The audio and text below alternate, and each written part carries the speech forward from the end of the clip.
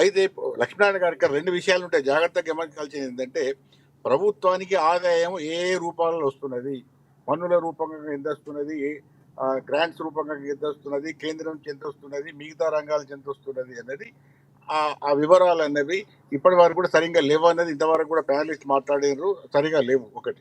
రెండవది ఏంటంటే ఈ ఏవైతే ఇప్పుడు మీరు కేటాయింపులు చెప్పారో కేటాయింపులు చాలా ఏ ప్రభుత్వమైనా చాలా ఘనంగా చేస్తుంది, ఇన్ని లక్షల కోట్లు, ఇన్ని వేల కోట్లు అని.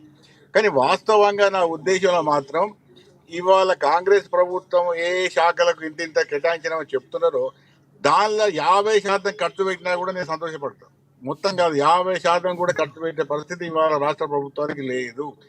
కేవలం ఇవన్నీ కూడా అంకెలను చూపెట్టి నేను వ్యవసాయ రంగానికి ఇంత ఖర్చు పెడుతున్నాను. ఉదాహరణకు మీరు రైతు భరోసా తీసుకోండి. రైతు భరోసా అనేది 2 కార్తులు, అంటే ఒకటి ఖరీఫ్, 2 రబీ. ఖరీఫ్ మొత్తానికి ఎగ్గొట్టారు, రబీ కూడా అయిపోతున్నది. ఈ మార్చి 31 అయితే రెండో పంట కూడా దాదాపు అయిపోతుంది. ఇప్పటి వరకు కూడా 3 ఎకరాలకు ఉన్న వాళ్ళకు మాత్రమే వచ్చినాయి, మిగతా వాళ్ళకు రాలేదు. అది కూడా 6,000 వస్తాయి, 12,000 రావు. అంటే ఇప్పుడు ఒక వాస్తవాలు ఈ విధంగా ఉన్నాయి, వాళ్ళు చెప్పేది ఆ విధంగా ఉన్నది. కాబట్టి ఒక విషయం ఏంటంటే ఇప్పుడు నేను అన్ని సబ్సిడీలు ఇస్తాం, అది చేస్తాం, ఇది. ఇప్పుడు కేటాయింపులు మీరు ఒకటే లక్ష్మీనారాయణ గారు చెప్పండి. ఇప్పుడు పోయిన సంవత్సరం 24-25 బడ్జెట్ ఉన్నది కదా, అయిపోయింది కదా. ఇప్పుడు ఈ 31తోనే ఆ సంవత్సరం అయిపోతుంది.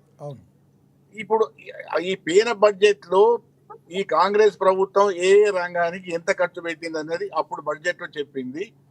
వాస్తవంగా ఇప్పుడు ఎంత ఖర్చు పెట్టింది, ఇప్పుడు 24-25 ప్రతి రంగానికి కూడా ఉంటుంది, కొంత బడ్జెట్ లెక్కలు ఉన్నాయి.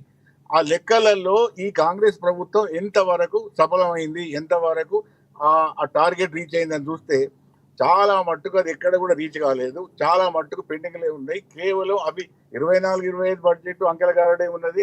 25-26 కూడా గదే విధంగా ఉంటుంది. ఎందుకంటే అక్కడ ఆదాయం ప్రభుత్వానికి లేదు.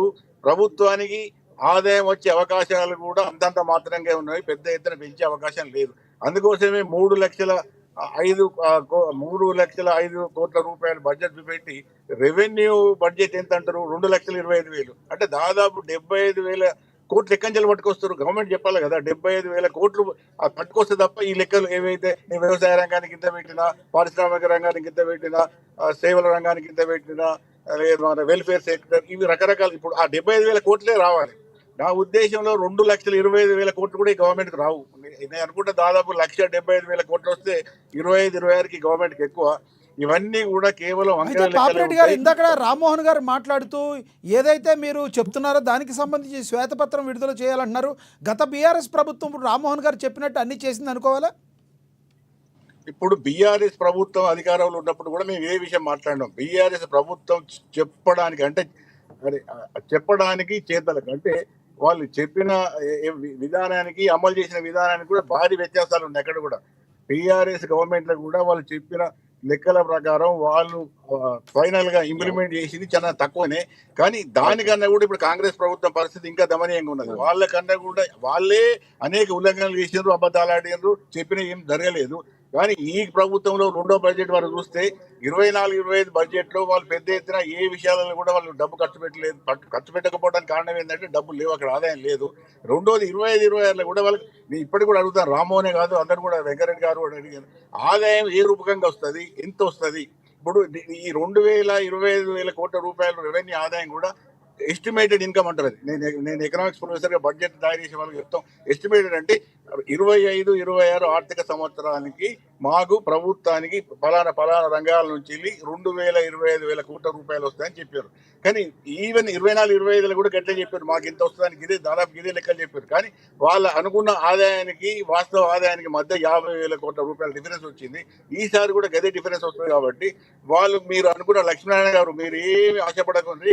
వాళ్ళు ఇవాళ అనౌన్స్ చేసిన ఈ సంఖ్యలు అంకెలు ఏ ఒక్కటి కూడా ఇంప్లిమెంట్ కావు. ఇప్పుడు విద్యారంగానికి 23,000 కోట్లు అన్నారు, దానిలో జీతాలు పెన్షన్స్ ఇస్తారు కానీ ఇంకా డెవలప్మెంట్ ఉండదు, ఏవి ఉండదు, ఎక్కడ కూడా ఉండవు.